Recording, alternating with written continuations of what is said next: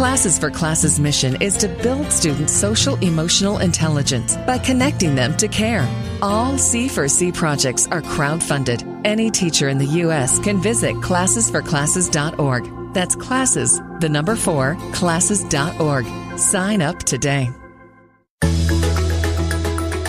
Ever wonder what it's like to have your own radio show? Well, wonder no longer, because you can dip into the radio airwaves by being host for the day on syndicated Dream Vision 7 radio network. It's a fabulous way to get your radio feet wet. It's an opportunity to market your business, modality, or book. Have a guest, mention a sponsor, and take callers. Or you may want to facilitate a lesson by going solo. It's up to you. Listeners can be online, mobile, in cars with Bluetooth, or listen through Amazon's Echo by asking, Alexa, play Dream Vision 7 Radio Network. For more details, go to dreamvision7radio.com and click on Host for the Day.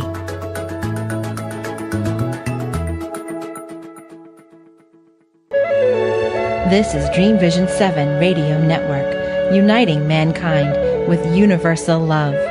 Our shows are created from the heart, bringing each listener to a place of divine enlightenment.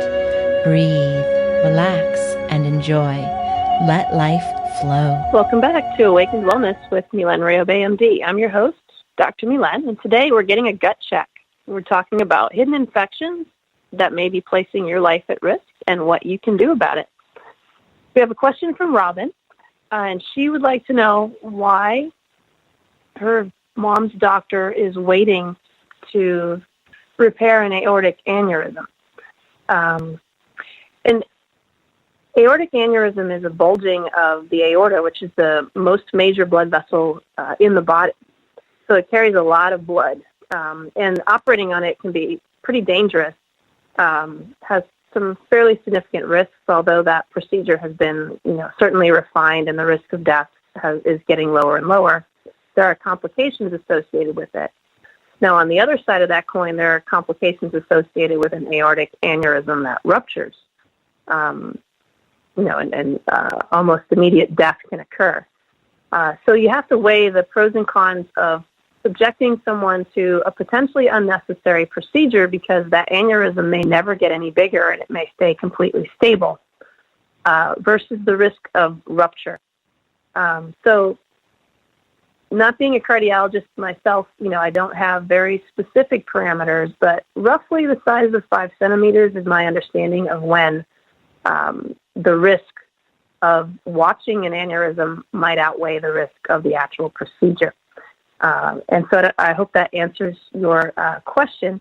But always a second opinion is never a bad idea. So encouraging your mom to go see another cardiologist just to get a second opinion, just to set your mind at ease and her mind at ease would be another option as well. So I hope that helps.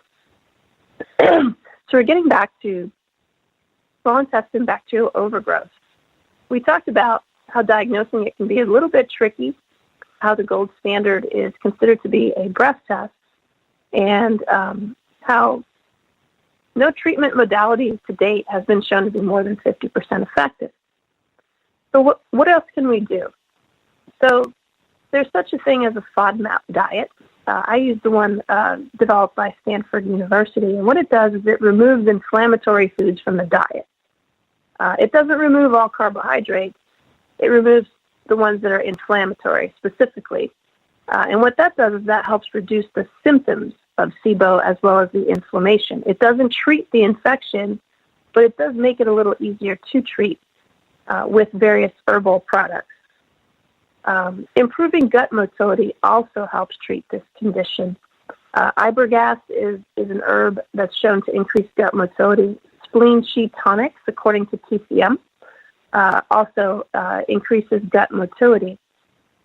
And probiotics have also been shown to increase gut motility to some extent. The other important thing is to look for damage done to the intestines by the infection. So treating the infection itself is important, but then we have to look at any damage it may have caused. So we know that the integrity of the gut can be damaged and breached. This is called a leaky gut. We know that there can be significant imbalance of the microbiome, which can lead to inflammation, weakened immunity, and general instability of metabolism. We also know that SIBO can cause malabsorption, leading to significant nutrient deficit. So this can all be determined with further testing, with an advanced stool test, and a comprehensive treatment plan then implemented. What's important is that you have the proper guidance. You have the proper testing, the proper treatment, and then the repeat testing so that you can set your mind at ease that everything has been successfully treated. SIBO is tricky. It can recur at any time, especially since we're all under chronic stress. It makes it easy for this infection to come back. And so a high index of suspicion for recurrence must be employed.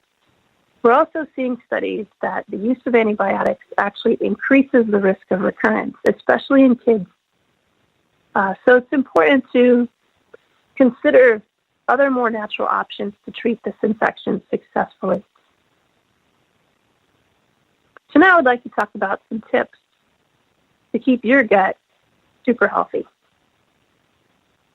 So if you can't get to a board-certified integrative medical doctor, you can try a few preliminary steps that can help you. Number one is start a high-quality probiotic to help replace missing good bacteria in your microbiome. Restoring this balance is critical. Probiotics boost immunity and increase gut motility. Probiotics are temporary, so consistent use of them is necessary.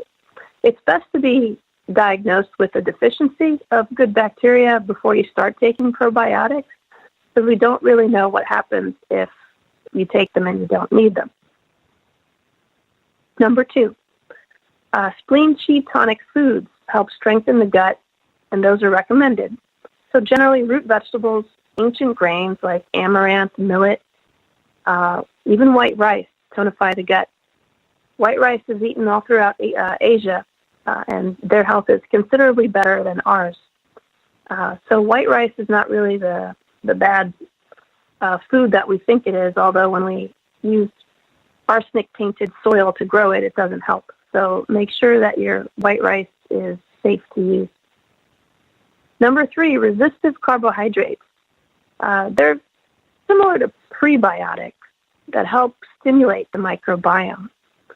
So prebiotics are non-bacterial agents that help boost the good bacteria. Resistive carbohydrates include oatmeal, green bananas, green plantains, white rice, cooked and then cooled, as well as white potatoes, cooked and then cooled. Number four, fructooligosaccharides, or FOS. These are naturally found in certain foods, such as onions, chicory, asparagus, banana, garlic, and artichokes. Many of these are known spleen chi tonics and are considered prebiotics. Increasing these foods in your diet can help protect you from SIBO. And number five, bone broth.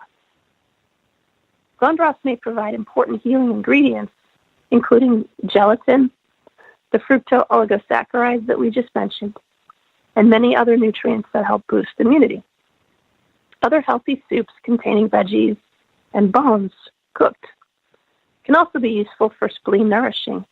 In TCM, we talk about porridges and soups that are cooked for extended periods of time, sometimes even 24 hours, to really help boost their spleen chi nourishing qualities. These soups and porridges are critical to boost immunity and to heal the gut. And so these are highly encouraged. One thing about bone broth is some of the bones may contain carbohydrates that might be irritants to the gut. So again, looking for a board-certified integrated medical doctor who can help guide you is critically important.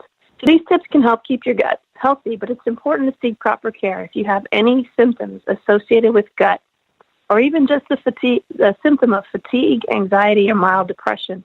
Those are all indirect results of SIBO. If you continue to feel poorly, be sure that you've obtained your annual physical and obtain your recommended screenings, and seek the help of a board-certified integrated medical doctor for more help. That's all the time we have for today's show. Thanks so much for joining me on Awakened Wellness with Mylène Riobe, MD, and tolerating my dry cough that I've had for the past day or so. So I'm happy to be with you here, right here on Dream Vision 7 Radio, the media partner for the Omega Institute in Rhinebeck, New York. If you'd like more information on our topic today, visit riobeintegrativemedicine.com. Be sure to join us for our next live show on January 29th, right here on Dream Vision 7 Radio. Thanks for listening. Until next time, many blessings.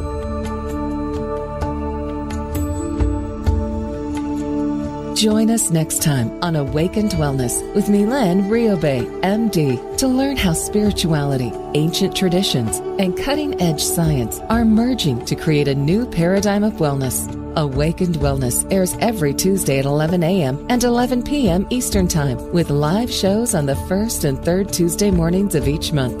Meanwhile, you can join our Facebook page at facebook.com/awakenedwellness8 and let us know what you'd like to discuss on future episodes. Dr. Mylène is the medical director of the Riobe Institute of Integrative Medicine in Jupiter, Florida. For more information, visit riobeintegrativemedicine.com. This show is part of the Dream Vision 7 Radio Network.